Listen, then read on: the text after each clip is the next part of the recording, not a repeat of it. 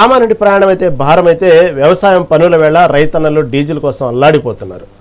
మరోవైపు ఆంధ్రప్రదేశ్ ముఖ్యమంత్రి చంద్రబాబు నాయుడు ఈ పరిస్థితిపై సీరియస్ అవడం జరిగింది. అంతేకాకుండా అధికారులతో టెలికాన్ఫరెన్స్ నిర్వహించి ఏం చేస్తారో నాకు తెలియదు, రేపటిలోగా సరఫరా అయితే పెరగాలని అల్టిమేటం జారీ చేయడం జరిగింది. అసలు ఎక్కడ లోపం జరుగుతుందో దాని గురించి ఎక్కడికక్కడ అధికారులను కలెక్టర్లను ఎక్కడికక్కడ అప్రమత్తం చేయడం కూడా జరిగింది. దానికి సంబంధించి మనం చూస్తూ ఉన్నాం ఎప్పటికప్పుడు. అసలు ఈ కొరతకు కారణం ఆయిల్ కంపెనీలా లేక పానిక్ బయింగ్ కారణమా, లేకపోతే కేంద్ర రాష్ట్ర ప్రభుత్వాల మధ్య సమన్వయ లోపం ఎక్కడ ఉంది, అసలు ఈ పెట్రోల్ కష్టాలకు ముగింపు ఎప్పుడు, ఇదే అంశంపై ఈరోజు మనతో డిబేట్లు డిస్కస్ సిద్ధంగా ఉన్నారు నగేష్ కుమార్ గారు, టీఎస్ రాష్ట్ర రవాణా రంగం అధ్యక్షులు, అదేవిధంగా టీజీపీడబ్ల్యూ అధ్యక్షులు షేక్ సలావుద్దీన్ గారు మనతో పాటు సిద్ధంగా ఉన్నారు. అదేవిధంగా కాంగ్రెస్ అధికార ప్రతినిధి రామచంద్ర గౌడ్ గారు మనతో పాటు సిద్ధంగా ఉన్నారు.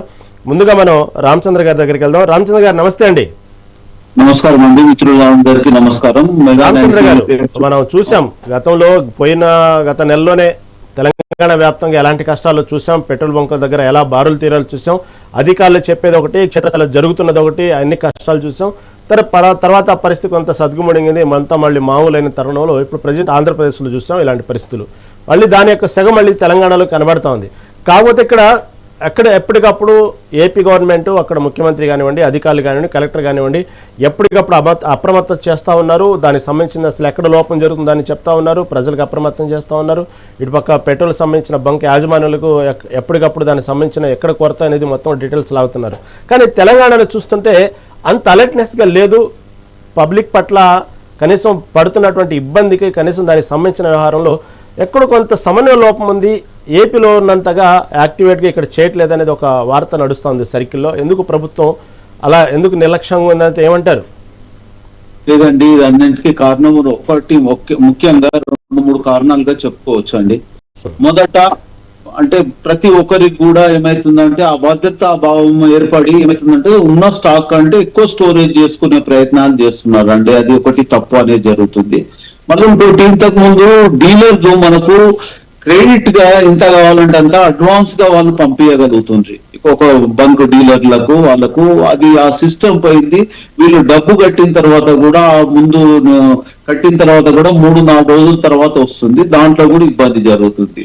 ఇంకొకటి, దీంట్లో మనము కరెక్ట్ గా స్టెప్ బై స్టెప్ ఒకటి తర్వాత ఒకటి తీసుకోవాలి. దాంట్లో కూడా పొరపాట్లు జరుగుతున్నాయి. ఎందుకంటే స్టాక్ అనేది మనకు కరెక్ట్ గా రాకపోవడం, వచ్చిన స్టాక్ ను కూడా సరిగా పంపలేకపోతున్నాం. మనకు సుమారుగా 3 నెలల వరకు ఉండే స్టోరేజ్ ఉంటదండి. ఆ స్టోరేజ్ లో అంటే మన తెలంగాణ రాష్ట్రానికి కానీ ఇండియాకి అనుకోండి సుమారుగా 90 రోజుల స్టాక్ వరకు ఉంటుంది. 90 రోజుల వరకు ఎలాంటి ఇబ్బంది లేదు, భవిష్యత్తు కూడా ఇబ్బంది జరగదు. ఇబ్బంది జరిగినా మనము దానికి అలవాటుకు రకంగా ప్రజా రవాణా వ్యవస్థను అనుకోండి, ట్రైన్ అనుకోండి, ఇంకేదన్నా కానీ చూసుకోవచ్చు.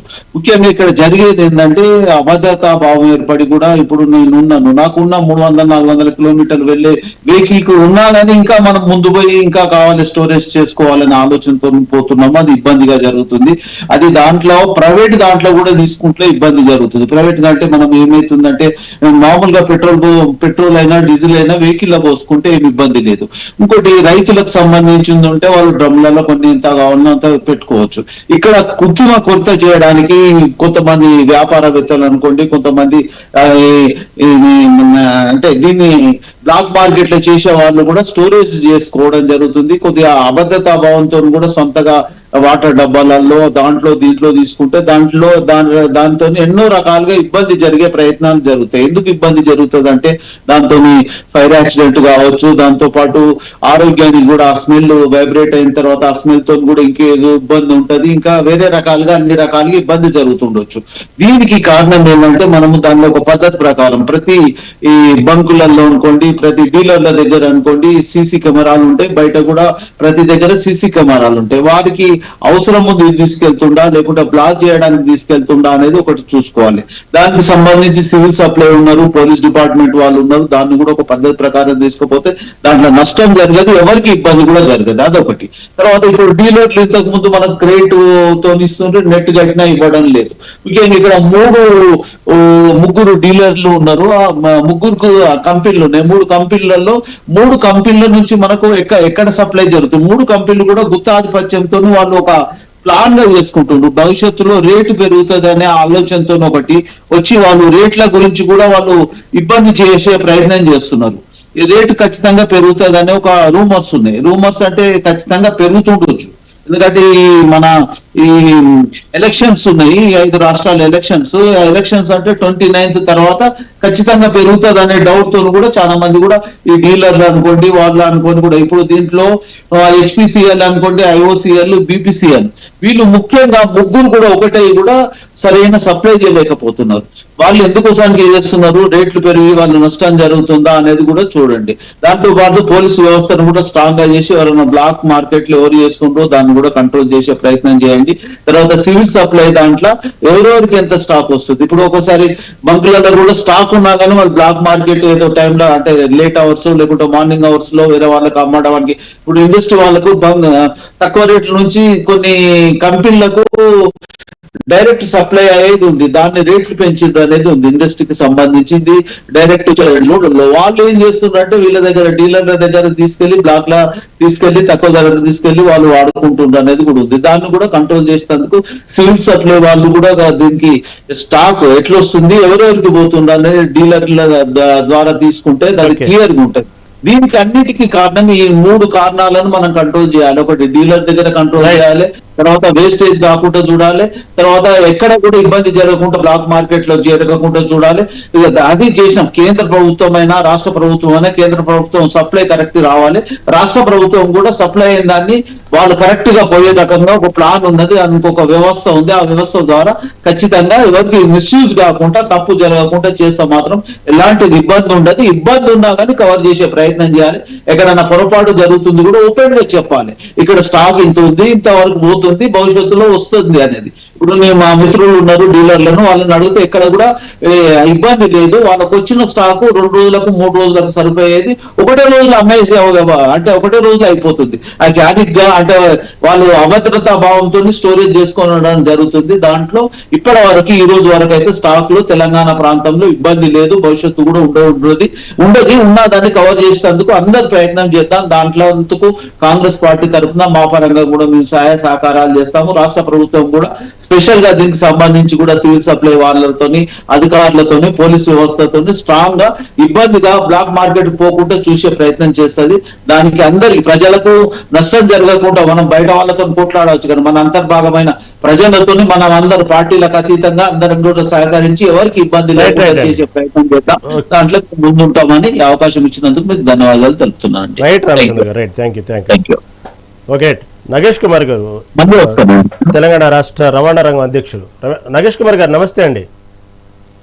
నమస్తే అండి. నమస్తే అండి. నగేష్ కుమార్ గారు, పరిస్థితి చివరి దాకా వచ్చేదాకా పరిస్థితి సీరియస్ అయ్యేదాకా ముందుగానే ఎందుకు ప్రభుత్వం అలర్ట్ కావట్లేదంటే ఏమంటారు సార్? ఒక విషయం చెప్పాలి. మెగా టీవీ వారికి నమస్కారం అండి. అయితే ముఖ్యంగా ఇప్పుడు మీరు అన్నది ఏంటంటే పరిస్థితి చేదాటిపోయే వరకు కూడా చూస్తూ ఉండడం సార్. ఇది జరుగుతున్నది ఆల్మోస్ట్ 1 month దగ్గరకు వస్తుంది సార్ ఇది జరగబట్టి. నేనున్నది పెట్రోల్ పంపులోనే ఉన్నా, ఓకేనా?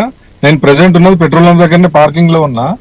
ఇక్కడ ఏమైంది అంటే ఈ ఏరియా ఉప్పల్ ఏరియాలోకి వచ్చిన నేను, ఇక్కడ CNG vehicles CNG vehicles almost ఒక 1 kilometer వరకు ఉన్నాయి, అండ్ డీజిల్ వెహికల్స్ కూడా 1/2 kilometer వరకు వచ్చేసినాయి. అత్యధికంగా ఈ బంక్ లో భారత్ పెట్రోల్ బంక్ ఇది, ఈ బంక్ లో అత్యధికంగా ఉన్న వెహికల్స్ కమర్షియల్ వెహికల్స్ ఉన్నాయి. ఇక్కడ వెహికల్స్ అందట్లేదు, అంటే ఇక్కడ ఫ్యూల్ అందట్లేదు అని నాకు ఇన్ఫర్మేషన్ వచ్చింది. యాజ్ ఎ యూనియన్ లీడర్ గా అన్న ఇక్కడ ఇబ్బంది గుర్తు చేస్తున్నారు అది అని చెప్పేసానంటే, ఈ చుట్టుపక్కల ఫిర్జాదిగూడ, బోడుప్పల్, మేడిపల్లి సరౌండింగ్ లో 9 బంకులు ఉంటే 7 బంకులు సీజ్ ఉన్నాయండి, బంద్ ఉన్నాయి. 7 బంకులు బంద్ ఉన్నాయి. 2 బంకులు ఉన్నాయి, ఒకటి భారత్ ఒకటి HP. ఈ 2 చూస్తే కిలోమీటర్ బారిన లైన్. ఇది ఇప్పుడు కాదండి, 3 days నుంచి ఇలాగే కంటిన్యూ అవుతుంది. సిఎన్జి ఏమో ఫస్ట్ నుంచి కంటిన్యూ అవుతుంది, ఎప్పుడు 1 month నుంచి. ఈ పెట్రోల్ డీజిల్ ఇష్యూ వచ్చేమో 3 days నుంచి ఇదే కంటిన్యూ అవుతుంది. అత్యధికంగా ఉన్న వెహికల్స్ కమర్షియల్ వెహికల్స్ ఉన్నాయి. నేను ఏమంటున్నానండి, ఇక్కడ వెహికల్ లో పార్కింగ్ లో ఉన్న వాళ్ళు, ఇక్కడ అంటే బండ్లు పెట్టుకుని ఉన్న వాళ్ళు ఒక 5 గంటలు 6 గంటల నుంచి ఉన్న వాళ్ళండి సిఎన్జి. ఈ డీజిల్ వెహికల్స్ ఏమో పెట్రోల్ వెహికల్స్ ఏమో ఆల్మోస్ట్ 1.5 hour 2 hours, మళ్ళీ ఇంకొక 1 hour పడుతుంది, ½ an hour పడుతుందో వెహికల్ దొరికే వరకు. ఇంత జరుగుతున్నా, ఇన్ని బంకులు సీజ్ ఉన్నా, ఇన్ని బంకులలో నో స్టాక్ అని బోర్డు పెట్టినా ఉన్నా కూడా మళ్ళీ ప్రభుత్వం ఏ రకంగా చర్యలు తీసుకుంటుంది, సివిల్ సప్లై ఏం చేస్తుంది అనేది నా ప్రశ్న. ఇది తెలియదా? పోనీ సడన్ గా జరిగిందా? కాదు, 1 month నుంచి జరుగుతూనే ఉంది ఇదంతా. 1 month నుంచి ఇష్యూ వస్తూనే ఉంది, ఈ ఇష్యూ వస్తూనే ఉన్నది. ఇప్పుడు నేను ఎగ్జాంపుల్ ఏమన్నానంటే, ఇప్పుడు మాది కమర్షియల్ వెహికల్ అండి, నాది 3 నెలలకు ఒకసారి నేను ట్యాక్స్ కట్టకపోతే, ఏది రోడ్ ట్యాక్స్ కట్టకపోతే నాకు 25-50% పెనాల్టీతోని చూపిస్తుంది, ఆన్లైన్ లో సెకండ్స్ లో చూపించేస్తుంది.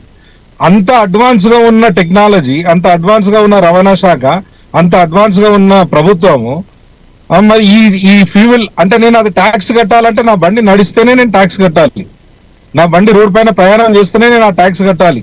ఆ ట్యాక్స్ ఎంత ఉంటుంది? 7,000 నుంచి 8,000 రూపాయలు ట్యాక్స్ ఉంటుంది. అది ఆ 7,000-8,000 ట్యాక్స్ కట్టాలి 3 నెలలకు ఒకసారి అంటే నా బండి నడిస్తే.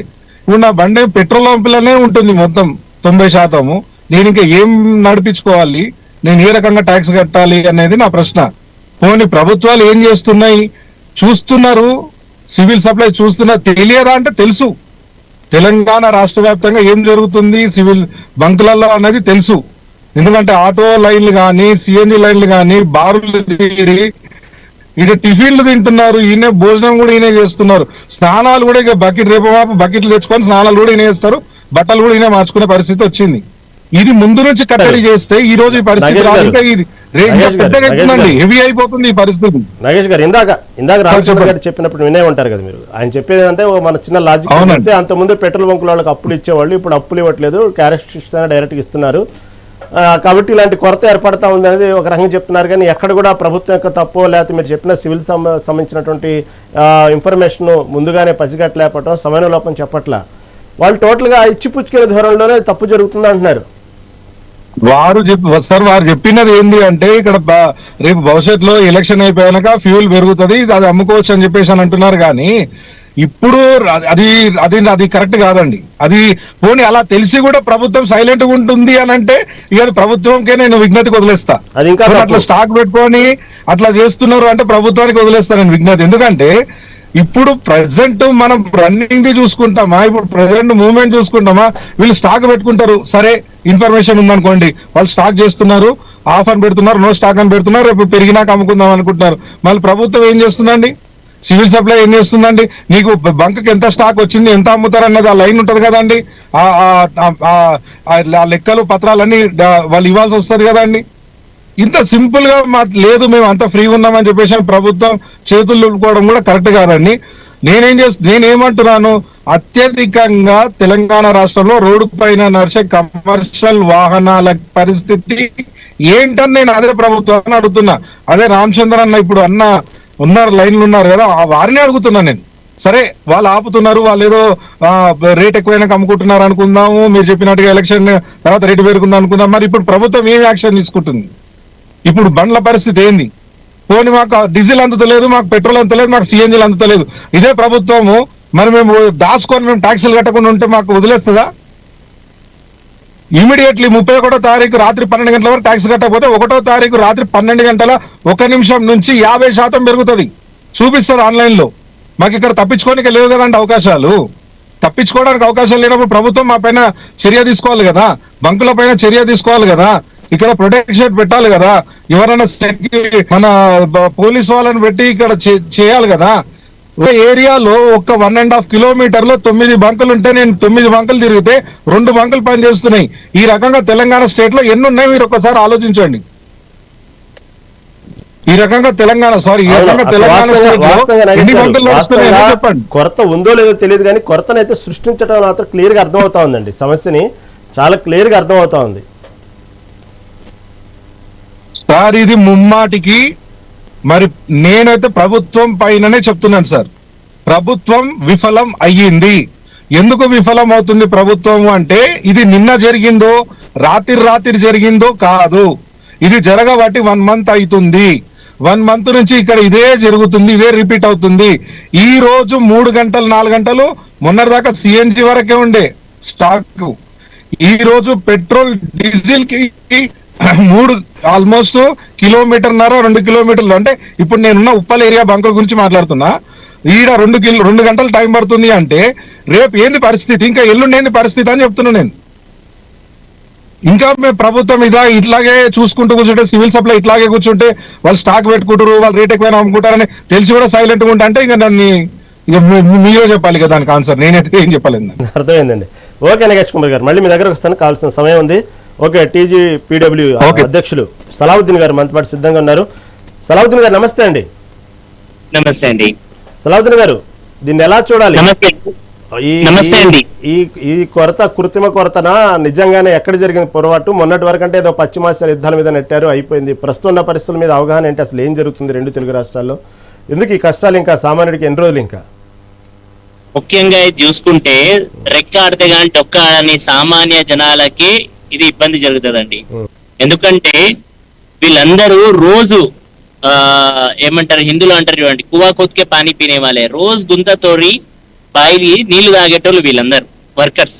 ముఖ్యంగా ఆటో డ్రైవర్ కావచ్చు, క్యాబ్ డ్రైవర్ కావచ్చు, లారీ డ్రైవర్ కావచ్చు, లేకపోతే డెలివరీ బాయ్ వర్కర్లు కావచ్చు, స్విగ్గీ, జొమాటో, అమెజాన్, ఫ్లిప్కార్ట్ యాప్ ఆధారితంగా పనిచేసేటోళ్ళందరూ కూడా దీనిపైననే ఆధారపడి ఉంటది. ట్రాన్స్పోర్ట్ రంగంలో ఇక్కడ 70% 75% కంట పై చిలుకు అంత వ్యవస్థ పేద మధ్యతి తరగతి కంటే కింద ఉండేటోళ్ళదే ఉంటది వ్యవస్థ అంతా. ఇలా ముఖ్యంగా రాష్ట్ర ప్రభుత్వం కావచ్చు, కేంద్ర ప్రభుత్వం కావచ్చు ఫెయిల్ అవుతున్నాయి. ఎందుకు అవుతున్నాయి అంటే, ఎప్పుడైనా సరే ఇలాంటి సంక్షేమం వచ్చింది అంటే దానికోసం ముందంచనలుగా మనం అందరం ప్లాన్ చేసుకోవాలి. అంతేకాకుండా స్టేక్ హోల్డర్ మీటింగ్స్ పెట్టి దానికి ఎక్కడికక్కడ పరిష్కరించే విధంగా మనం ప్రణాళికలు చేయాలి. యూనియన్లు ఉన్నాయి, సంఘాలు ఉన్నాయి, సంఘాలతో పిలవాలి, మాట్లాడాలి, చర్చించాలి. ఇది షార్టేజ్ రావడానికి రెడీ అయింది, దీనికి మనం ఏం చేయొచ్చు, ఇప్పుడు ఉన్నదానికి ఎట్లా ఆదుకోవచ్చు. మొన్నటి వరకు సిఎన్జి, ఎల్పిజి లైన్లో నిలబడిన ఆటో డ్రైవర్లకి కన్నీళ్ళు తప్ప ఏం మిగిలింది చెప్పండి? వాళ్ళకి ఆదాయం ఎంత వచ్చిందా దేవుడికి ఎరుకుతా, కానీ రాత్రి పగలు అక్కడనే వండుకున్నారు. కాబట్టి ఇలాంటివి జరగవద్దు అంటే ప్రభుత్వాలు ఏం చేయాలంటే, దాని వెనకాల ఖాళీ ఒక ప్రెస్ మీట్లు అన్ని ఉన్నాయి, సరిగ్గా ఉన్నాయి, మేము సరిగ్గా చేస్తున్నామని చెప్పడం సంభవం కాదు. మేము లాస్ట్ టైం ఒత్తిడి చేయడానికి ఉత్తమ్ కుమార్ రెడ్డి గారు ఏం చేసినారంటే కేంద్రానికి లెటర్ రాసినారు. సంతోష పరిణామం, రాయాలి, కానీ ఉత్తరంతోనే అయిపోదు. ప్రభుత్వం ముందుకి స్టేక్ హోల్డర్ మీటింగ్ పెట్టి అటు ఏ అయితే ఐపీ, బీపీ, దాని తర్వాత హెచ్పి వీళ్ళకందరికీ పిలిపించి, ఎల్పిజి, సిఎన్జి వీళ్ళకందరికీ స్టేక్ హోల్డర్స్ మీటింగ్ పెట్టి, ఇటు యూనియన్స్ కి పెట్టి, బాబు మీరు రోజు రెక్కాడని డొక్కాడని సంఘాలు, ఆటో సంఘం కావచ్చు, లారీ కావచ్చు, క్యాబ్ కావచ్చు, ఈ కొలతలు రావడానికి ముందంచనగా మనం ఈ ప్లాన్ చేస్తున్నాము, ఇది చేయగలుగుతాము, ఇది చేయడానికి రెడీ ఉన్నాము, ఇది చేయతాం, మీ సలహాలు సూచనలు కూడా మాకు ఇవ్వండి అని ఇరుపక్షాల సలహాలు తీసుకుంటే అప్పుడు క్లారిటీ వస్తుంది. ఇప్పుడు ప్రభుత్వం కంపెనీల దగ్గర నుంచి తీసుకుంటుంది, నా దగ్గర ఎంత స్టాక్ ఉంది, నా దగ్గర ఎంత స్టాక్ ఉంది, నా దగ్గర ఎంత స్టాక్ ఉంది, అదే వచ్చి బయట చెప్తుంది. కానీ ఉందా లేదా అనేది ఈటల వైపు వాళ్ళకి ఎట్లా తెలుస్తుంది? ప్రభుత్వం చెప్తుంది, ప్రభుత్వం అనౌన్స్ చేస్తుంది, దానికి నమ్ముతున్నారు. నమ్మితే మళ్ళీ ఇంత లైన్ ఎందుకు, ఇంత రాత్రి పగలు ఎందుకు లైన్లో నిలబడుతున్నారు? నిలబడితే ఆ షార్టేజ్ ఎందుకు ఫుల్ఫిల్ అయితే లేదు? కాబట్టి ప్రభుత్వంలో ఎప్పుడైనా ఈ గ్యాప్ ఎట్లయితే ఫుల్ఫిల్ అవుతుందో, ఒక స్టేక్ హోల్డర్ మీటింగ్స్ ప్రభుత్వం ఇమ్మీడియట్ గా దీనిపైన అవేర్ అయిపోయి ఇమ్మీడియట్ గా మీటింగ్స్ పిలిచి దీనిపైన స్టేక్ హోల్డరింగ్ చేసి ఇరు పక్షాలకి, కంపెనీలకి, ఇటు వర్కర్ల యూనియన్లకు పిలిచి మాట్లాడితే అప్పుడు ఆ చెవులారా ఇన్లీ కళ్ళారా చూసింది నమ్ముతారు ఎవరైనా. ప్రభుత్వం చెప్తుంది అంటే ప్రభుత్వం పైన నమ్మక విశ్వాసం ఉండదా అంటే ఉంటది, కానీ ఎప్పటి వరకు ఉంటది? చెప్పే వరకు. చెప్పిన తర్వాత అమలు చేసే విధానంలో లేకపోతే ప్రభుత్వం మాటలు కూడా టోటల్ గానే ఉంటాయి తప్ప దానికి ఏముండవు. కాబట్టి ఎప్పుడైనా ఇచ్చిన ప్రామిస్, ఇచ్చిన మాట నిలబెట్టుకోవాలి అనుకునేటప్పుడు ఏముంటది అంటే ట్రాన్స్పరెన్సీ, అడ్వకేసీ అనేది చాలా ఇంపార్టెంట్.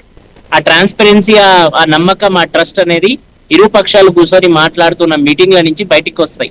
ఇప్పుడు మన చర్చలు జరిగింది, ఎగ్జాంపుల్ చెప్తున్నా, ఆర్టీసీ చర్చలు జరిగింది కదా, ప్రభుత్వం కూర్చుంది, అందులో వర్కర్స్ కూర్చున్నారు, యూనియన్ కూర్చుంది, దాని తర్వాత మినిస్టర్లు కూర్చున్నారు. ఒక ఫైనల్ గా ఒక చర్చకు వచ్చి బయటకు వచ్చిన తర్వాత కంక్లూడ్ వచ్చింది. అప్పుడు వాళ్ళకందరు తెలిసింది చలో మా డిమాండ్లు నెరవేరినాయి అని. లేకపోతే ప్రభుత్వమే చెప్పుకుంటూ పోతే ఎవరు వినరు కదా. కాబట్టి ఏదైనా సరే ప్రభుత్వాలు ఇలాంటి జాగ్రత్తలు తీసుకోకపోతే సామాన్య జనాలకి మాత్రం నడ్డి ఇడిగినట్టే. రోజు వీళ్ళు రెక్కాడితే గాని డొక్కాడని జీవితాలకి ప్రభుత్వమే జవాబు చెప్పాలి. అది కేంద్ర ప్రభుత్వం కావచ్చు, రాష్ట్ర ప్రభుత్వం కావచ్చు. నేను ఏ ప్రభుత్వానికి నేను ఏలెత్తి చూపిస్తలేను. సంక్షేమం ఉందా లేదా, ప్రాబ్లంలు ఉన్నాయా, ఇష్యూస్ ఉన్నాయా, ఉంటే దానికి రెక్టిఫై చేయవలసిన బాధ్యత కూడా. ఓకేనండి, ఓకే సలావుద్దీన్ గారు, మళ్ళీ మీ దగ్గరకు వస్తానండి, సమయం చాలా ఉంది.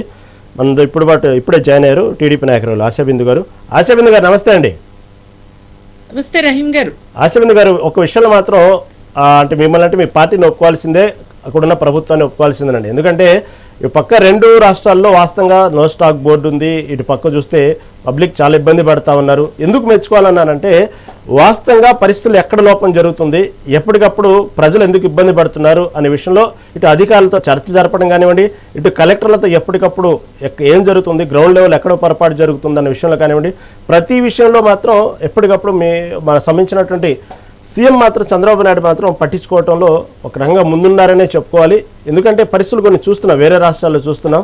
సరే, ఆ ఇబ్బంది ఏదో నో స్టాక్ బోర్డులు చూసో, లేకపోతే ఏదో తెరిచిన ఒక పెట్రోల్ బంక్ దగ్గర క్యూ కట్టడం ఇలాగే చూస్తున్నాం. కానీ అధికారులు చెప్పిన దానికి, క్షేత్రస్థాయి జరిగిన దానికి ఎక్కడ పొంతనం లేదు. పబ్లిక్ మాత్రం ఇబ్బంది పడుతున్నారు. మొత్తం ఫుల్గా ఉంది, ప్రాబ్లం ఏం లేదు అంటున్నారు, కానీ ప్రాబ్లం పడేవాడికే తెలుస్తుంది. కానీ ఆంధ్రప్రదేశ్ కూడా ఇలాంటి పరిస్థితులు ఉన్నాయి. అయినప్పటికీ కూడా ఎక్కడ లోపం జరుగుతుంది, ఎక్కడ అవన్నీ నాకు తెలియదు, రేపు సాయంత్రానికి క్లియర్ అవ్వాలంటూ అధికారుల ఆదేశాలు జారీ చేయడం, దాని తగ్గట్టే ఇటు నెల్లూరు కొన్ని చూసాం. మా మెగా9 టీవీ కూడా స్పందించింది. ఏదైతే మెగా9 టీవీ క్షేత్రస్థాయిలో తీసుకున్న రిపోర్ట్ ఆధారంగా ఈరోజు నెల్లూరులో కొన్ని పెట్రోల్ బంకులు మొహమాట లేకుండా ఓపెన్ చేసినా ఈరోజు పబ్లిక్ ఇబ్బంది లేకుండా పెట్రోల్ పోస్తూ ఉన్నాయి. కాబట్టి ఆ విషయంలో మాత్రం ఒప్పుకోవాలి. అసలు వాస్తవంగా లోపం ఎక్కడ జరుగుతుంది, ఏమంటారు ఆశాబిందు గారు? నమస్కారం అండి, మీకు ప్యానెల్లో పాల్గొన్న పెద్దలందరికీ, మెగా9 టీవీ ప్రేక్షకులకు కూడా. ఇది మనం ఎలా చెప్పాలంటే సార్, విపత్తు ఒక మనిషి సృష్టించిన విపత్తు అనమాట వార్ అన్నది. ఇటువంటి సమయంలో శవాల మీద పేలాలు ఏర్పడడం అనేది చూసారా, అటువంటి జరుగుతుందేమో అనేసి ప్రతి ఒక్కరూ అనుకుంటున్నారు. ఎందుకంటే ఇటువంటి సమయంలో ఈ కంపెనీలు ఏవైతే ఉన్నాయో, ఆయిల్ కంపెనీస్ ఏవైతే బీపీసీఎల్ కావచ్చు, ఐఓసీఎల్ కావచ్చు, హెచ్పిసిఎల్ కావచ్చు, ఈ 3 కంపెనీలు, ఈ 3 ఉన్నాయి మన దేశం మొత్తానికి. ఈ 3 కంపెనీలు రాజ్యం వెళ్తున్నాయి. ఇటువంటి సమయంలో ఇన్ని రోజులు ఒక క్రెడిట్ సిస్టమ్ అనేది మెయింటైన్ చేశారు అన్ని డీలర్స్ కి కూడా. అంటే ఆయిల్ సప్లై చేసేస్తారు, తర్వాత క్రెడిట్ వాళ్ళు డబ్బులు తీసుకోవడం అన్నది. కానీ ఇప్పుడు ఏం చేస్తున్నారు, ఇవ్వాల్సిన టైంలో ఇవ్వకుండా ఫస్ట్ మీరు అమౌంట్ పే చేసే, ఆ తర్వాత మేము ఆయిల్ సప్లై చేస్తాం అన్నట్టు ఇవన్నీ చెప్పుకుంటూ పోతున్నారు. అంతేకాకుండా కృత్రిమ కొరత అనేది సృష్టిస్తున్నారు. ఎందుకంటే ఎలక్షన్స్ జరుగుతున్నాయి, అది ఇప్పుడు ఈ వార్ కారణంగా ఇంకా అన్స్టేబిలిటీ అన్నది ఉంది. ఇరాన్ ఎక్కడికక్కడ ఆపేస్తుంది, సో ఇంకా పెరుగుతుందేమో, క్రూడ్ ఆయిల్ ధర పెరిగిందంటే ఆటోమేటిక్ ఇక్కడ కూడా పెంచుతారు అనే ఉద్దేశంతో వీళ్ళు కృత్రిమ కొరత సృష్టిస్తే గానీ మళ్ళీ రేట్లు పెంచరు అనే ఉద్దేశంతో కేంద్రం ఆల్రెడీ ముందే చెప్పింది, మేము పెంచబోం, రేట్ ఎంతైనా పెంచబోమని కేంద్రం ముందే చెప్పింది. అయినా సరే ఈ విధంగా కృత్రిమ కొరత సృష్టిస్తే గాని కేంద్రం కూడా దారిలోకి రాదు, రేట్లు పెంచదు అనే ఉద్దేశంతోనే ఇవన్నీ చేస్తున్నాయి. ఇప్పుడు దీనివల్ల ఏమంటే ఒక సామాన్యుడు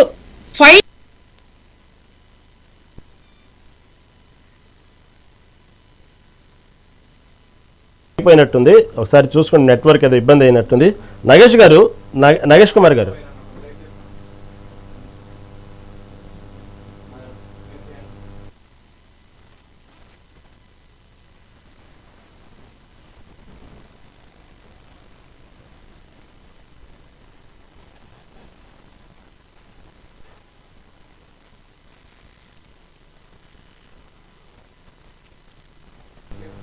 డిబేట్లో స్మాల్ బ్రేక్ తీసుకుందాం.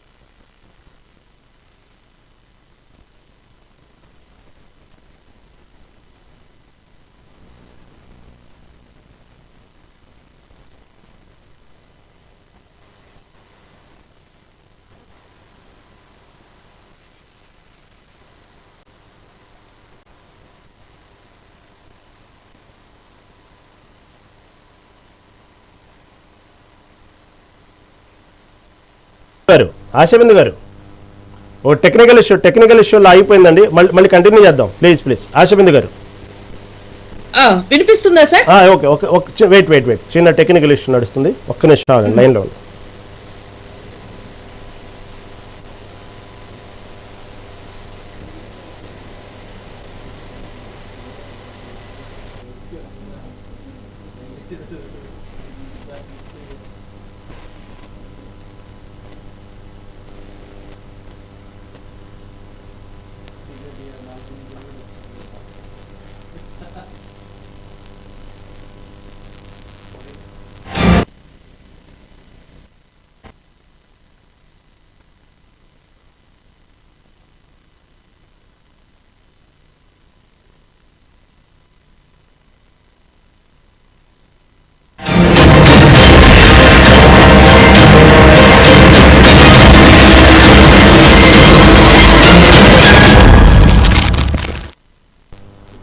Welcome back.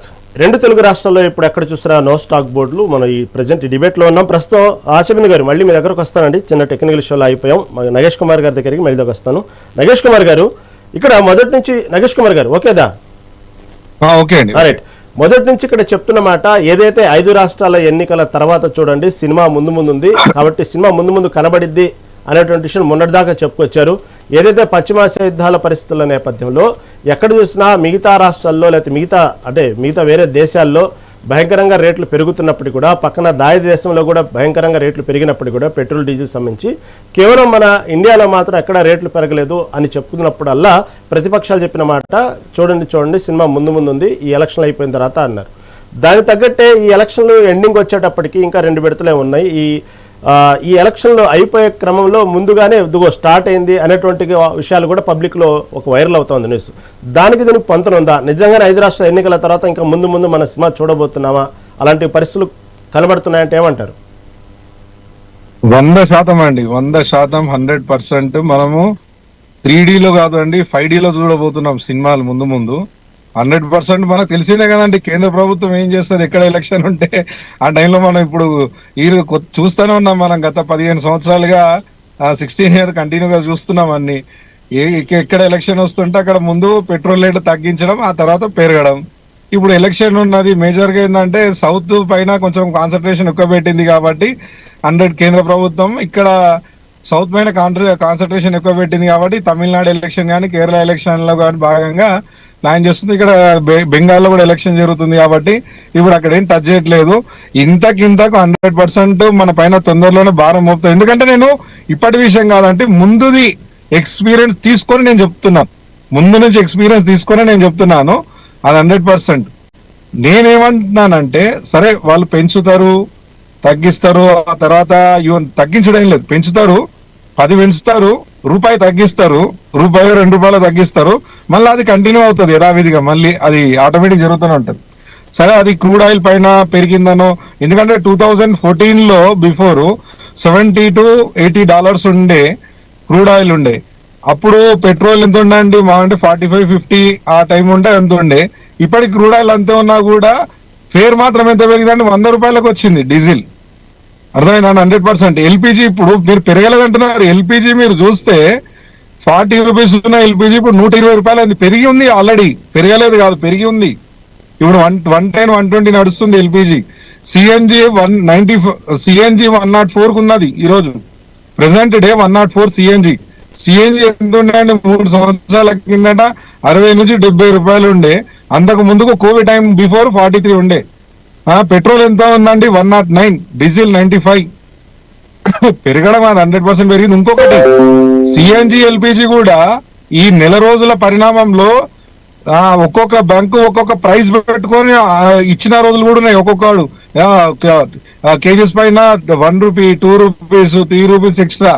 ఆ టైంలో కొంచెం ప్రభుత్వం కొంచెం సీరియస్ గా తీసుకునేసరికి మళ్ళీ యథావిధిగా పోస్తున్నారు, కాకపోతే కండిషన్ తో పోస్తున్నారు.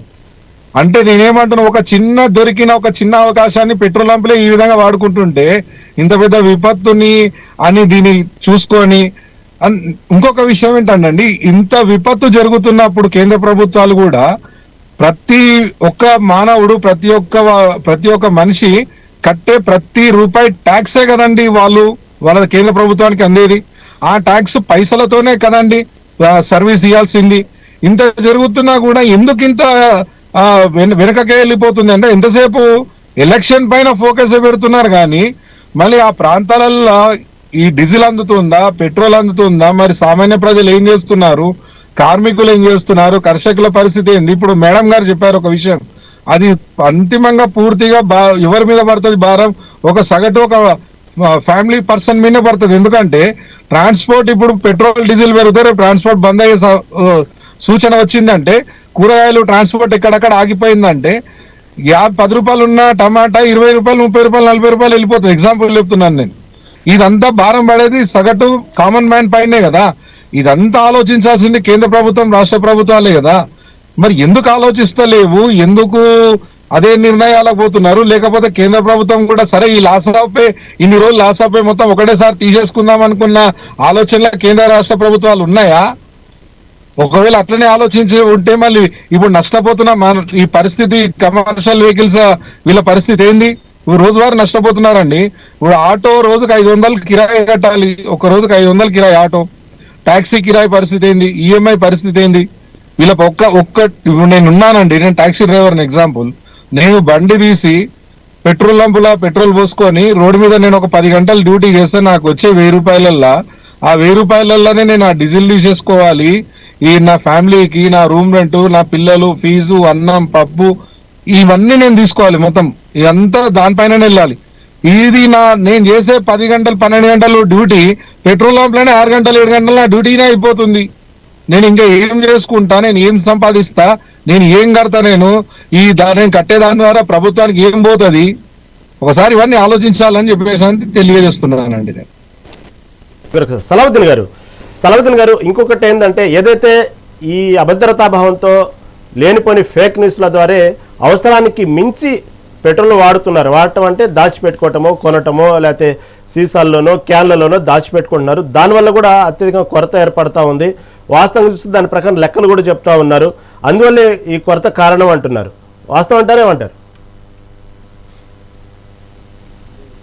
సారీ, 100% వాస్తవమే. ఎందుకంటే చాలా మంది ఏం చేస్తున్నారంటే, ఇండస్ట్రియల్ వైపు, ఫ్యాక్టరీస్ వైపు మనం చూస్తే చాలాగా దాచిపెడుతున్నారు. మీరు స్టాక్ చూస్తే వాళ్ళు బ్యారెళ్ళు తీసుకుపోయి నిలువ పెట్టుకోవడం జరుగుతుంది. ఓకే, అది వాళ్ళకి ఎంత అవసరమో ఏమో తెలియదు కానీ వాస్తవంగా దీనిలో 100% సివిల్ సప్లై డిపార్ట్మెంట్ ఏదైతే ఉందో దీనిపైన ఎన్ఫోర్స్ చేయలేకపోవడం అనేది కూడా చాలా పెద్ద రీజన్ అనవచ్చు మనం. ఓకే, అది మాత్రం మనం ప్రభుత్వం ఖచ్చితంగా చర్యలు తీసుకోవాలి. రెండోది ఏంటిదంటే, ఇప్పుడు నగేష్ అన్నట్టుగా, మేడం అన్నట్టుగా, ముఖ్యంగా మనం చూసుకుంటే కొలత ఉందా లేదా అనే విషయం కూడా మనకు తెలియదు. నేను ఎక్కువ పాయింట్ ఆఫ్ వ్యూ చేసేది ఏంటిదంటే, ప్రభుత్వాలు, ముఖ్యంగా రాష్ట్ర ప్రభుత్వాలు కావచ్చు, కేంద్ర ప్రభుత్వం కావచ్చు, ఏవైతే నిల్వల ఎంత ఉంది, లేదు, ఎంత కావాలి అనేది కేంద్ర ప్రభుత్వంతో కంటిన్యూస్ గా వాళ్ళతో కోఆర్డినేట్ చేయాలి ఇలాంటి టైంలో స్పెషల్ గా. రెండోది, ఇందులో సామాన్యుల జనాల కోసం ఫస్ట్ ప్రయారిటీ ఇచ్చే విధంగా ఉండాలి. మనం సిఎన్జి, ఎల్పిజి తీసుకుంటే ఏం చేసినాం, కమర్షియల్ వి తగ్గించేసినాం, ఎక్కువ శాతం తగ్గించేసి నీడ్ ఎవరికి అవసరం ఉందో వాళ్ళ కోసం ప్రయారిటీ ఇచ్చినాం. అంటే ప్రయారిటీ బేస్ గా ఇవ్వాలి. ఇప్పుడు పక్కన ఉన్న రాష్ట్రం తెలంగాణ, ఆంధ్రప్రదేశ్ రాష్ట్రం చేస్తుంది, ముఖ్యమంత్రి గారు చొరవ తీసుకున్నారు అంటే, ఇవి వివిధ రాష్ట్రాలలో ఉన్నా కూడా ముఖ్యమంత్రి గారు ఆ విధంగా చొరవలు తీసుకొని ఎప్పటికప్పుడు సమీక్షలు జరపాలి. సమీక్షలు జరిపి దానిపైన ఎప్పటికప్పుడు అప్డేట్ ఉంటే ఇలాంటి ప్రకృతికి ఆపుకోవచ్చు, దానికోసం అరుకట్టవచ్చు, కరెక్ట్ గా ఎగ్జామిన్ చేసి అధికారులకు కూడా శోధించవచ్చు. కాబట్టి ఇక్కడ కన్సల్ట్ మినిస్టర్ గారు కూడా, ఎందుకంటే ఇప్పుడు వాళ్ళకి ఇప్పుడు ఎట్లా ఉంటది అంటే అండి, వాస్తవంగా చెప్పాలంటే ఎమ్మెల్యేస్, ఎంపీస్ కి బాధ ఎందుకు ఉండదంటే, వాళ్ళకి పెట్రోల్ పంప్ ఉంటది. వాళ్ళు పెట్రోల్ పంప్ పోతారు, గవర్నమెంట్ సివిల్ సప్లై డిపార్ట్మెంట్ లో వాళ్ళు వేయించుకుంటారు, అక్కడి నుంచి వెళ్ళిపోతారు. వాళ్ళకి పెద్ద ఫరక్ ఉండదు. వాళ్ళు బండ్లో ఉంటే ఏ ఎమ్మెల్యే, ఎంపీ, మినిస్టర్ ఉన్నప్పుడు బండ్లో ఏ డ్రైవర్ కూడా పెట్రోల్ పోపించారు. పోపిస్తే ఆ లైన్ లో నిలబడితే ఆ బాధ ఎమ్మెల్యేస్ కి, ఆ ఎంపీస్ కి సంబంధించిన మంత్రులకు కూడా కనిపిస్తుంది. కానీ ఆ బాధ కనిపించలేని లోటు ఆ డ్రైవర్ మిత్రులే, ఎక్కడ కూడా ఉన్న డ్రైవర్ మిత్రులే ఆ లోటు అనేది వాళ్ళకి కాకుండా చూడటం జరుగుతుంది. కాబట్టి ఎప్పుడైతే లైన్లలో నిలబడి సమస్యలు చూసుకుంటారో అప్పుడే ఈ సమస్యలకు పరిష్కారం కూడా దొరుకుతుంది అనేది నా ఒక బలమైన సంకల్పం. ఎందుకంటే మనం వేరే కంట్రీలో పోయినారనుకోండి, మీరు అక్కడ విఐపి లైన్ ఉండదండి. ఏ ఎమ్మెల్యే అయినా, ఏ ఎంపీ అయినా, అక్కడ ఉన్న పార్లమెంటరీస్ అయినా, మినిస్టర్ అయినా కూడా అందరు సమానంగా రావాలి, గన్ను పెట్టుకోవాలి, పెట్రోల్ ఎంత కావాలంత కొట్టుకోవాలి, దాని తర్వాత నుంచి వెళ్ళిపోవాలి. ఇది యథావిధిగా జరుగుతున్న సందర్భం ఉంటుంటది. కానీ మన ఇండియాలోనే ఎందుకు ఏమో తెలియదు, కానీ ప్రతిదానికి ఒక ప్రోటోకాల్ మూమెంట్, విఐపి మూమెంట్ లెక్క మనం అందరం ట్రీట్ చేస్తున్నాం. దానికి అలవాటు పడ్డాం అనుకోండి. ఒకటి వెసులుబాటులకి అన్నిటికీ అలవాటు పడ్డాం కాబట్టి ఇప్పుడు డైరెక్ట్ గా మనం ఇది చేస్తే కూడా ఈ మార్పు వస్తుందా రాదా అని నేను చెప్పలేను. కానీ సామాన్యులకు జరిగేది మాత్రం నష్టం జరుగుతుంది. దీనిపైన రాష్ట్ర ప్రభుత్వాలు, కేంద్ర ప్రభుత్వాలు ఖచ్చితంగా నిర్ణయం తీసుకు వాళ్ళకి న్యాయం చేయాలనేది నేను బలమైన డిమాండ్ చేస్తున్నాం మీ ద్వారా. మళ్ళీ మీ దగ్గరకు వస్తాను. ఆశాబిందు గారు, ఏదైతే ప్రస్తుతం ఆంధ్రప్రదేశ్లో జరుగుతున్నటువంటి ఏదైతే పెట్రోల్ కొరత సంబంధించి మాజీ మంత్రి పేర్ని నాని చేసిన వ్యాఖ్యలు ఒకసారి చూసుకున్నట్టయితే, ఎప్పుడో 2047 విజన్ కాదు నాయన చంద్రబాబు, ప్రస్తుతం ఉన్నటువంటి పరిస్థితులను పట్టించుకో, రేపేందనేది చూడు, ఈ రోజు ఏందనేది చూడు, పబ్లిక్ కష్టాలు అసలే ఇప్పుడు రైతులకు సంబంధించినటువంటి అంశం అవసరమైనటువంటి సందర్భం. మీ విజన్లు ఏమైంది, మీ 30 years ఇండస్ట్రీ ఏమైంది, మీ ఎక్స్పీరియన్స్ ఏమైంది, మళ్ళీ మేము తోపు తురుమంటారు కదా కేంద్రంలో, మళ్ళీ కేంద్రం దగ్గర ఈ రాష్ట్రానికి సంబంధించి ఆంధ్రప్రదేశ్ రావాల్సిన విషయంలో ఎందుకు ఈ లోపం జరుగుతోంది, ఎందుకు మీరు కేంద్రం నిలదీయలేకపోతున్నారు, మళ్ళీ మీ విజన్ ఏమైంది అంటూ ప్రశ్నిస్తున్నారు పేర్ని నాని. ఏమంటారు? వాళ్ళకి ఏం చేత కాదు, కానీ పక్క వాళ్ళని అనడానికి చాలా ఈజీగా నోరు వస్తుందండి. చాలా ఈజీగా అనేస్తారు వైసీపీ వాళ్ళైతే. వాళ్ళ గురించి అసలు మనం పట్టించుకోవాల్సిన అవసరం లేదు. ప్రజలకు వాళ్ళ గురించి తెలుసు కాబట్టి వాళ్ళ గుర్తింపు కోసం, ప్రజల్లో ఒక గుర్తింపు మళ్ళీ మళ్ళీ తెచ్చుకోవాలని ఏదో ఒకటి మాట్లాడడానికి బయటకు వస్తుంటారు. సో వాళ్ళ గురించి మనం పట్టించుకోవాల్సిన అవసరం లేదు. ఇప్పుడు ఇది ఒక్క మన రాష్ట్రమే కాదండి. ఇప్పుడు ప్రాబ్లము ఒక ఆంధ్రప్రదేశ్ రాష్ట్రం మాత్రమే ఈ కొరత ఫేస్ చేయట్లేదు. ఇండియా మొత్తం ఈ ప్రాబ్లం ఉంది. ఇండియా ఇంకా కొన్ని కంట్రీస్ ఈ ప్రాబ్లం అయితే ఫేస్ చేస్తూనే ఉంది అన్ని రకాలుగా.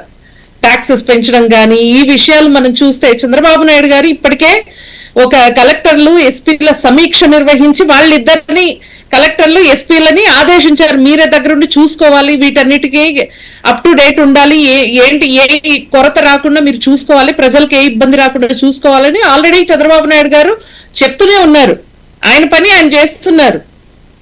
వీళ్ళైతే ఒక మంచి సలహా ఇవ్వాలి, కానీ పనికి మాల సలహాలు ఇవ్వద్దని చెప్పండి సార్.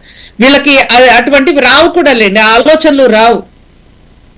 ఇవన్నీ మనం పట్టించుకోవాల్సిన అవసరం లేదు. కానీ ఇక్కడ ఇందాక చెప్పినట్టు మనము పానిక్ సిచ్యుయేషన్, ఒక ప్రజలు కూడా పానిక్ ఫీల్ అయిపోయి లీటర్ల కొద్దీ కొట్టించుకోవడము, అది క్యాన్స్ లో ఇటువంటివి అది చేయడము తప్పు. ఆల్రెడీ మనకు క్యాన్స్ కానీ వాటర్ బాటిల్స్ లో కానీ అటువంటి వాటిల్లో ఫిల్ చేయకూడదు అనేది ఆల్రెడీ ఒక లా ఉంది.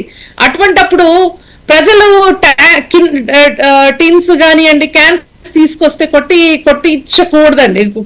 వాళ్ళు కొట్టించుకోకూడదు, పెట్రోల్ బంకులు వాళ్ళు కూడా పోయకూడదు. అది ఒక్కరి వల్ల కాదు కదా, అందరికి ఇబ్బంది అవుతుంది. ఒకరు ఇలా చేస్తే వాళ్ళు బ్లాక్ లో అమ్ముకుంటున్నారో ఎవరికి తెలుస్తుందండి? ఇలా తీసుకొని వెళ్ళిపోతుంటే వాళ్ళు వాళ్ళ కోసం వాడుకుంటున్నారా, లేకపోతే బ్లాక్ లో అమ్ముకోవడానికి ఈ పనులు చేస్తున్నారా అనేది ఉంటది కదా. వాళ్ళ వెహికల్ తెచ్చుకోవాలా, ఫిల్ చేయించుకోవాలా, వెళ్ళాలా, దాని ప్రకారం మనం కూడా వాడుకోవాలి, మెల్లగా తక్కువ చేసుకొని వాడాలి. ఇటువంటి సమయంలో, ఈ విపత్తు సమయంలో, ఈ కొరత సమయంలో మనల్ని మనం జాగ్రత్తగా ముందుకెళ్ళాలి. అనవసరంగా బయటకు తిరగకూడదు. అసలే ఎండలు చూసుకొనే వెళ్ళాలి. మనం దానికి తగ్గట్టు మనం కూడా సపోర్ట్ ఇవ్వాల్సిన అవసరం అయితే ఉందండి. పూర్తిగా మనకు ఒక్కరికే కావాలనేసి మనం వెళ్ళిపోయి టిన్నులు క్యాన్లు తీసుకొని పోయి ఫిల్ చేసుకొని వస్తే పక్క వాళ్ళకి లేదంటే మనం బ్లాక్ లో అమ్మడము, ఇటువంటి చీప్ పనులు మాత్రం చేయకూడదండి. ప్రజలు కూడా కొంచెం ఆలోచించుకోవాలి. ఎవరైతే ఈ బ్లాక్ లో అమ్మే వాళ్ళు కూడా పానిక్ అవ్వాల్సిన అవసరం లేదు. నిజంగా ఇబ్బంది ఉంది, ఈ కొరత సృష్టిస్తున్నారు కంపెనీస్ అంటే ఇప్పుడు బయట దేశాల్లో ప్రజలందరూ బయటకు వచ్చి నిరసన తెలుపుతారండి. అది మన దేశంలో చాలా తగ్గిపోయిందండి. ఇక్కడ సైడ్ ట్రాక్ ఏం నడుస్తా ఉందంటే, ప్రజెంట్ ఇప్పుడు తెలుసు కదా, ఫార్మింగ్ రైతుల కోతకు సంబంధించిన అంశం, రైతులు దాని మీద ఆధారపడేటువంటి ఏదైతే కోత మిషన్లు, అనేక రకాల పరికరాలు ఇప్పుడు టెక్నాలజీ ప్రకారం ఆ పరికరాలన్నీ కూడా డీజిల్ మీదే నడుస్తూ ఉన్నాయి. ఏదైతే ఆ డైరెక్ట్ గా ఆ పరికరాలు వచ్చి పెట్రోల్ బంక్ దగ్గర కొట్టించుకోలేని సందర్భం, రాలేవు కూడా అలాంటి వాహనాలు పెట్రోల్ బంకుల్లో. కాబట్టి దాన్ని సైడ్ ట్రాక్ చేస్తూ ఈ క్యాన్లలో కొట్టిస్తూ రైతుల పేరు చెప్తూ కూడా ఒక రకమైన రిటైల్ దందా నడుస్తూ ఉంది ఇక్కడ. దీన్ని కూడా అవును, అవునండి. అధికారులు దాన్ని కూడా సంబంధించిన విషయంలో కూడా గుర్తించాలి కొంచెం, ఏది ఎక్కడ జరుగుతుంది. ఖచ్చితంగా ఇది అధికారులు చూసుకోవాలండి. ఇది ఖచ్చితంగా ప్రతి ఒక్క గవర్నమెంట్ అధికారులకి వాళ్ళ డ్యూటీగా ఫీల్ అవ్వాలి, వాళ్ళు చేయాలి కూడా. మనం చెప్పక ముందే వాళ్ళంతకు వాళ్ళు చేయాలి. ప్రజలకి సామాన్య నిజమైన ఇబ్బంది పడే వాళ్ళకి అది వెళ్ళాలండి. ఇట్లాంటి బ్లాక్ లో అమ్మే వాళ్ళకైతే ఎక్కడికక్కడ కట్టడి చేయాలి, వాళ్ళని అరెస్టులు కూడా చేయాలి. ఎప్పటికప్పుడు వాళ్ళకి పనిష్మెంట్లు ఇస్తేనే ఇంకొకరు ఆ తప్పు చేయరు. ఇటువంటివన్నీ ఖచ్చితంగా అధికారులు చూసుకోవాల్సిన అవసరం అయితే ఉందండి. ఇది గవర్నమెంట్ ఒకటే కాదు, ప్రజలు కూడా ఆలోచించాలి. బ్లాక్ లో ఎక్కడన్నా అమ్ముతుంటే వాళ్ళు కంప్లైంట్ ఇవ్వడము, ఎవరికి వాళ్ళు వ్యక్తిగతంగా మనము ఆ ఒక రెస్పాన్సిబిలిటీ ఫీల్ అవుతూ పని చేయాలండి. ఓకేనండి, మళ్ళీ దగ్గరకు వస్తాను. నగేష్ గారు, ప్రస్తుతం అయితే ఆంధ్రప్రదేశ్లో నడుస్తుంది ఏమని, 2 వీలర్కి అయితే 100 రూపాయలకు, లేకపోతే 1 లీటర్ అను, లేదా కార్లకు అయితే 500 రూపాయలను, ఇది ఒకటి నడుస్తూ ఉంది. అంటే పరిస్థితిని కొంత అదుపు చేయడానికి కానివ్వండి, ఇలా సైడ్ ట్రాక్ అనవసరమైనటువంటి ముందు జాగ్రత్తగా అవసరం లేకపోయినా కూడా దాచిపెట్టుకునే ఉద్దేశం ఉన్న వాళ్ళకి కూడా కొంచెం ఫిల్టర్ చేయడానికి ఈ విధంగా కొత్త రూల్స్ పెట్టారు. ఇప్పుడు తెలంగాణ దాకా వ్యాప్తి చెందల ప్రస్తుతం ఆంధ్రప్రదేశ్ నడుస్తూ ఉంది. ఒకవేళ తెలంగాణకు కూడా ఇదే రకమైన కండిషన్ పెట్టాడనుకోండి, పెట్రోల్ బంక్ దగ్గర కేవలం 1 లీటర్ మాత్రమే 2 వీలర్లకు కానీ, లేకపోతే కార్లకైతే ఇంతని. ప్రస్తుతం చూస్తున్నాం మనం హైదరాబాద్ నగర వ్యాప్తంగా ఈ ర్యాపిడోలు, ఊబర్లు ఇలాంటి ఎన్నో ప్రైవేట్ వాహనాల మీద ఆధారపడినటువంటి ఎంప్లాయీస్ ఉన్నారు, సామాన్యులు ఉన్నారు, పనిచేసుకుని బయటకు వచ్చే వాళ్ళందరూ దీని మీద ఆధారపడే సందర్భం. ఇలాంటి పరిస్థితుల్లో ఇవన్నీ ఎలా దాటుకుని ముందుకెళ్తారు? ప్రస్తుతం ఉన్నటువంటి పరిస్థితుల్లో ఉద్యోగస్తులకు ఎంత ఇబ్బంది ఇది, దీని గురించి ఏమంటారు? సార్, ఏ మాట కమాట చెప్పుకోవాలి కానీ ఇప్పుడు మేడం గారు చెప్పినట్టుగా, తమరు చెప్పినట్టుగా ఆంధ్రప్రదేశ్ రాష్ట్ర ప్రభుత్వం చంద్రబాబు నాయుడు గారు ఏదైతే అధికారులని ఆదేశించడం జరిగిందో, ఇది నా వ్యక్తిగతంగా నేను అప్రిషియేట్ చేస్తున్నా సార్ చంద్రబాబు నాయుడు గారిని ఈ విషయంలో. ఎందుకంటే తెలంగాణ టు కంపేర్ చేస్తున్నాను నేను. తెలంగాణ రాష్ట్రంలో అయితే ఈ రోజు వరకు ఆదేశాలు పక్కకు పెట్టు, కనీసం అడిగినోడు దిక్కు లేరు. ఇక్కడ అసలు ఏం జరుగుతుందో తెలుసుకున్న వాళ్ళు కూడా లేరు. నేను ఎగ్జాంపుల్ ఇప్పుడు చెప్పినా కదా సార్, నేను బంకులు ఎగినానికి ఒక యూనియన్ లీడర్ గా, అంటే ఇక మా డ్రైవర్లకు ఇప్పుడున్న గీగ్ వర్కర్స్ కానీ వాళ్ళని ఆదుకోవాల్సిన సమయం వచ్చింది కాబట్టి మేము ఖుద్దు బంకులకు వెళ్ళి మీరేమన్నా నిలువ చేసుకున్నారా అని అక్కడ వాళ్ళతో వాదిస్తే వాళ్ళు బంకులు లైట్లు బంద్ చేసుకొని వెళ్ళిపోయే పరిస్థితి వచ్చింది. ఇది చేయాల్సింది ఎవరు? అధికారులు. ఇక్కడ అధికారులు ఫెయిల్. నెక్స్ట్ నేనేమంటున్నానంటే సార్, అధికారులు చేయాల్సిన పని అధికారులు కరెక్ట్ చేయట్లేదు. మళ్ళీ ఇక్కడ రవాణా రంగం చేయాల్సిన పని రవాణా రంగము గనక ఇట్లానే కంపారిజన్, అంటే ఇట్లానే మూవ్మెంట్ అయితే రేపు డైరెక్ట్ గా రవాణా రంగం ఇన్వాల్వ్ అయ్యే పరిస్థితి వస్తుంది సార్. చేతులు దాటిపోయే పరిస్థితి వస్తుంది. అధికారులు అప్పుడు ఎంత కట్టడి చేస్తారు సార్? ఇప్పుడు ఉదాహరణకి తెలంగాణ రాష్ట్రంలో 4,50,000 మంది గీగ్ వర్కర్లు ఉన్నారని ప్రభుత్వమే చెప్తుంది. కేంద్ర ప్రభుత్వం చెప్తుంది, ఇక్కడ రాష్ట్ర ప్రభుత్వం చెప్తుంది. 4,60,000 మంది రోజు ట్రావెల్ అయితే, ఇక డెలివరీ బాయ్లు కానీ, ఓలా ఊబర్ నడిపే వాళ్ళు కానీ, వీళ్ళందరూ కానీ, వీళ్ళ కార్లు కానీ, ఆటోలు కానీ ఇవన్నీ లెక్కలేస్తే ఎంత ఫ్యూల్ కావాలి, ఎన్ని కుటుంబాలు, వీళ్ళందరికీ ఎవరు సార్ రెస్పాన్సిబిలిటీ? ఇదే 4,60,000 మంది రోడ్డు మీదకి వస్తే, సరే ఇది ఓన్లీ గీగ్ వర్కర్ సెక్టారే, ఇక్కడ ట్రాన్స్పోర్ట్ రంగం ఉంది సార్. మళ్ళా 19 లక్షల పై చిలుకు ట్రాన్స్పోర్ట్ రంగంలో వాహనాలు ఉన్నాయి. ఏది 19 లక్షల పైన చిలుకు. మళ్ళీ ఆ వాహనాల పరిస్థితి రోడ్డు పైనకి వస్తే, కమర్షియల్ వెహికల్ గురించే మాట్లాడుతున్నా, ఇక్కడ 19 లక్షలు, ఇక్కడ 4 లక్షల పైన. మళ్ళీ ఇవి కాక నాన్ కమర్షియల్ ఇంటి వాహనాలు, ఇవన్నీ ఎవరు కట్టడి చేయాలి? ఏం చేయాలి అసలు? ఇవన్నీ ఎవరు దీనికి కరెక్ట్ గా ఎగ్జామిన్ చేసి వాళ్ళకి న్యాయం చేయాలి సార్? ఇక్కడ రాష్ట్ర ప్రభుత్వం గురించి నేను ఫుల్గా చెప్తున్నా సార్. ఈ రోజు వరకు వాళ్ళు పేపర్లో, టీవీలలో అక్కడక్కడ తప్ప కానీ ఒక్క సమీక్ష కరెక్ట్ గా నిర్వహించింది లేదు సార్. జీరో. ఈ విషయంలో జీరో. ఎందుకంటే నేను ఇంత ముందుగా చెప్పినట్టుగా నెల రోజుల నుంచి జరుగుతున్న విపత్తుకి ఎంత అలర్ట్ ఉండాలా సార్? చీమ చిట్టుకుమంటే నిద్ర ఇట్లా లేచి అలర్ట్ గా ఉండాల్సిన రాష్ట్ర ప్రభుత్వం ఏమో అన్ని ఉన్నాయి, అన్ని రెడీ అంటారు మా మంత్రులు. అన్ని రెడీ, అన్ని ఉన్నాయి అని చెప్పేసి అని అంటారు. మళ్ళీ ఏదో కొంతమంది బంకులు ఎక్స్వైజెడ్ ఇట్లా వేస్తారు అంటారు. మళ్ళీ వాళ్ళ మీద ఏం యాక్షన్ తీసుకురు? No answer. వాళ్ళ మీద ఏం యాక్షన్ తీసుకురు అంటే నో ఆన్సర్. అక్కడ సార్ నేను ట్రాన్స్పోర్ట్ రంగానికి అధ్యక్షుడిగా ఉన్నాను. నేను 20 లక్షల మంది డ్రైవర్ల పక్షాన నేను వాయిస్ చెప్తున్నాను సార్. నేను ముఖ్యంగా ఒకటే, మా రూపాయి మేము సంపాదించుకోవాల్సిన రూపాయి ఈ ఫ్యూయల్ ద్వారానే మేము సంపాదించుకోవాలి. ఫ్యూయల్ ఉంటేనే మేము బిజినెస్ చేసి సంపాదించుకుంటాం. మీరు ఫ్యూయల్ మాకు అందిస్తలేరు, పోనీ మాకేం ఎగ్జామ్షన్ ఇస్తారు? అదే ట్యాక్సీ మాఫీ చేస్తారా? మా లైసెన్స్ రెన్యువల్కి వస్తే మా ఫీజు 5,000 రూపాయల ఫీజు మాఫీ చేస్తారా? ఫిట్నెస్ కి వస్తే 8,500 రూపాయల ఫీజు మాఫీ చేస్తారా? మా ఆర్సీ రెన్యువల్కి వస్తే 3,500 రూపాయలు మాఫీ చేస్తారా? మా పర్మిట్ రెన్యువల్కి వస్తే 8,500 రూపాయలు మాఫీ చేస్తారా?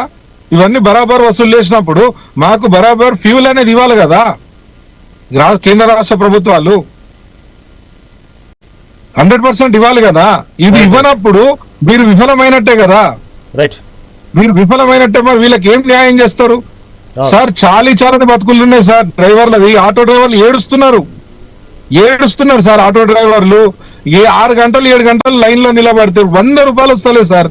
మళ్ళీ వచ్చి మళ్ళీ లైన్ లో నిలబడాలి. నాగేష్ రైట్ సార్, మీరు చెప్పినట్టు ఆ సెగ, ఆ ఇబ్బంది ఇందాక మన సలావుద్దీన్ గారు చెప్పినట్టు వాస్తవంగా ఆ ఇబ్బందులు, ఆ సెగది వాళ్ళ దాకా వెళ్ళదు. వాళ్ళకి వెళ్ళకపోబట్టే ఆ ఇబ్బంది ఏదో వాళ్ళకి తెలియట్లేదు.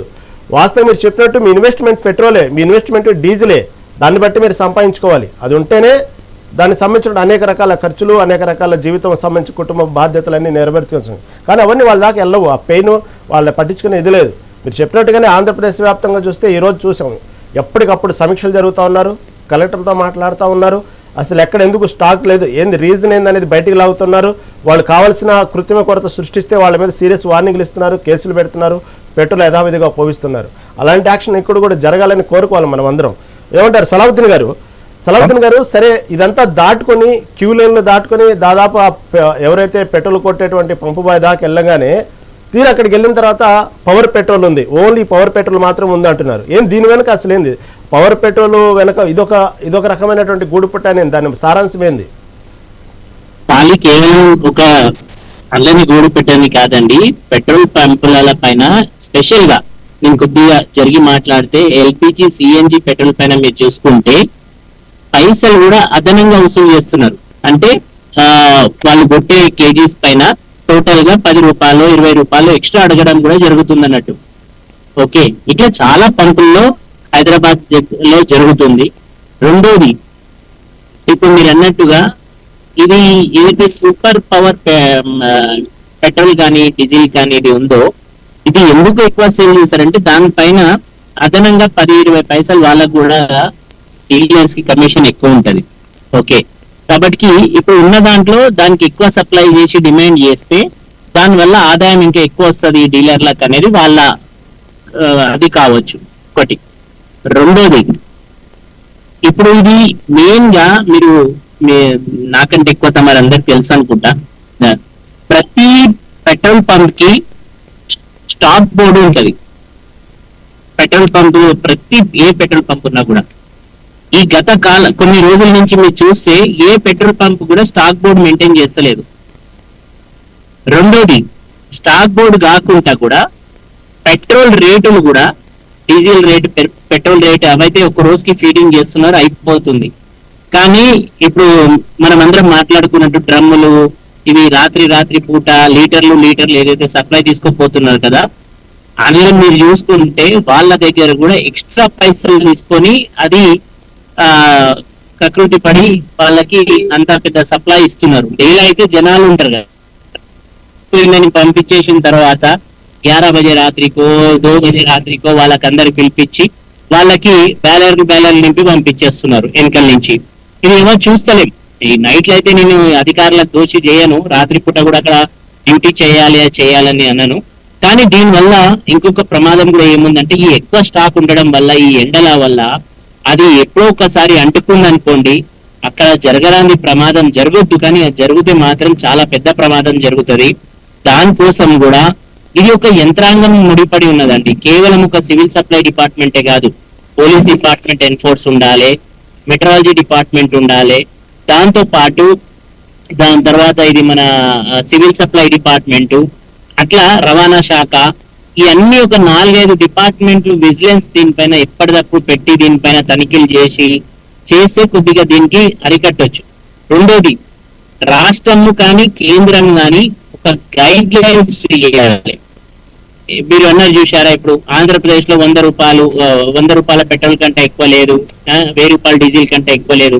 కానీ నేను అట్లా అన్నాను, కానీ మనిషికి ఎంత ఉండాలి, ఎంత కావాల్సిన, ఇప్పుడు ఒక క్యాబ్ డ్రైవర్ మినిమం రోజుకి కావాల్సింది కనీసం నుంచి కనీసం కూడా మనం పూల్చుకుంటే 20 లీటర్ల డీజిల్ కావాలి. అలాగే ఒక డెలివరీ బాయ్ కి ఎంత కాదన్నా రోజుకి 3 లీటర్ల పెట్రోల్ కావాలి. ఓకే, దానికి ఇది మనకు ఒక పెద్ద గుణపాఠం. దీనికి మనం ఎట్లా కావాలనేది ఒక ప్రణాళిక చేస్తూ రానున్న ఒక 5-10 ఏళ్ల గురించి మనం ఎలక్ట్రిక్ వెహికల్ పైన కావచ్చు, సోలార్ వెహికల్ కావచ్చు, దీనిపైన కూడా ప్రభుత్వాలు ఆలోచించి వీళ్ళ పైన కూడా కరెక్ట్ గా నిర్ణయం తీసుకుంటే వాళ్ళకి ఇందాక ఆశాబిందు గారు చెప్పినట్టే రూల్స్ కాదు, ఫస్ట్ మనలో ఉండాలి ఆ విఘ్నత ఏంది ఎంతవరకు అనేది మనలో ఉండాలి. ఆ రిలేజ్ మనలో ఉంటే కష్టాలు ఇదే కాదు, ఏ విషయంలో సరే మనకు కూడా కొంత స్పృహ ఉండాలి, మనకు కొంత రిలేజ్ ఉండాలి.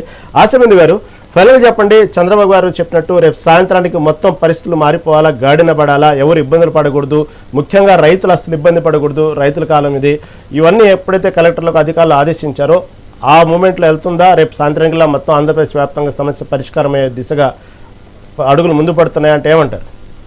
లెట్స్ హోప్ అండి. ఎందుకంటే వీళ్ళు చెప్పినట్టు ఈ కంపెనీస్ కూడా వింటాయా లేదా అన్నది మనకు తెలియదు.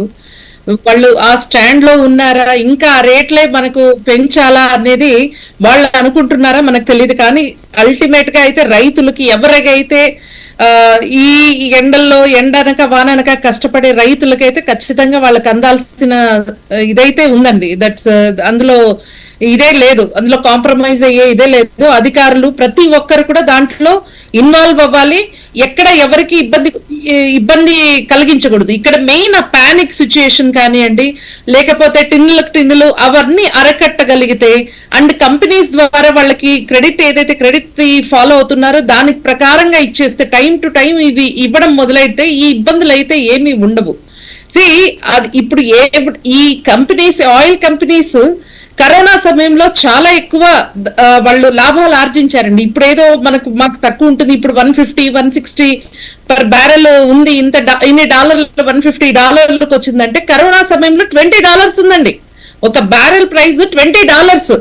మరి అప్పుడంతా వాళ్ళు అప్పుడు మనకేం రేట్లు ఏం తగ్గలేదు, ఆల్మోస్ట్ మనకి 80-90 పైనే ఉన్నాయి, మనకు ఎక్కడ ఏం తగ్గించలేదు ప్రైస్. సామాన్యుడికైతే ఆ ఫలాలు అయితే అందనే లేదు. తగ్గించాలి, ఒక రేట్ పడిపోయినప్పుడు సామాన్యుడికైతే అందలేదు, పెంచినప్పుడు మాత్రమే మాకు తక్కువ అవుతుంది, మేము చాలా ఇబ్బందులకు గురవుతున్నాం, మాకు చాలా లాస్ ఉంది అనుకుంటున్నారు. కానీ ప్రజలందరూ ఏకదాటి మీదుగా వచ్చి నిరసన తెలిపితే గానీ ఇది జరగదు. అది మన దేశంలో అయితే ఎవరికి వాళ్ళు మనకెందుకు, ఇంకొకరు ఎవరైనా చేస్తే మనం చూద్దాము అనుకునే ఇదిలో ఉన్నారు. కానీ బయట దేశాల్లో అలా లేరండి, అందరు బయటకు వస్తారు. అటు నేపాల్లో కావచ్చు, అటు యుఎస్ లో కావచ్చు, ఎవరైనా ఒక అధినేత గానీ దానికి సంబంధించిన వాళ్ళు ఎవరైనా ఇబ్బందులకు గురి చేస్తే అందరు బయటకు వచ్చి నిరసనలు తెలుపుతారండి కలిసి కట్టుగా.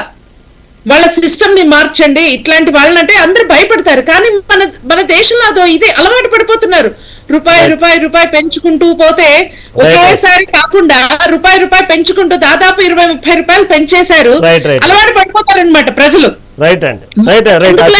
ఇదిలో ఉన్నారండి. ప్రజలైతే ఖచ్చితంగా మారాలి. డిస్కస్ చేద్దాం, సమయం అయిపోయింది. ఓకే, చర్చలో పాల్గొనేందుకు నగేష్ కుమార్ గారికి, అదేవిధంగా సలావుద్దీన్ గారికి, రామచంద్ర గౌడ్ గారికి, అదేవిధంగా ఆశాబిందు గారికి ధన్యవాదాలు తెలియజేసుకుంటూ, ఇది ఓవరాల్ గా 2 తెలుగు రాష్ట్రాల్లో ప్రస్తుతం పెట్రోల్ బంకుల దగ్గర కనిపిస్తున్నటువంటి నో స్టాక్ బోర్డు అనేది రేపటికి సాయంత్రంలోగా ఎట్టి పరిస్థితుల్లో ఆ బోర్డులు కనబడకూడదు. పబ్లిక్ ఎటువంటి కష్టాలు లేకుండా కావాల్సినంత పెట్రోల్ పోసుకుంటూ ఇది ఒక రైతులు కూడా ఎటువంటి ఇబ్బంది లేకుండా చూడాలనేదే 2 తెలుగు రాష్ట్రాలకు సంబంధించినటువంటి అధికారులు చెప్తున్నమాట. మళ్ళీ చెప్తున్న మాటకి గ్రౌండ్లో జరుగుతున్న మాటకి ఎక్కడ పొంతనం లేదు. చూద్దాం రేపు సాయంత్రం లోప మనం ఎటువంటి కష్టాలు లేకుండా పెట్రోల్ బంకుల వద్ద సాదాసీదాగా పెట్రోల్ పోయించుకునే పరిస్థితులు రావాలని కోరుకుంటూ ఇది ఈనాటి డిబేట్. చూస్తూనే ఉండండి మెగా 9 టీవీ.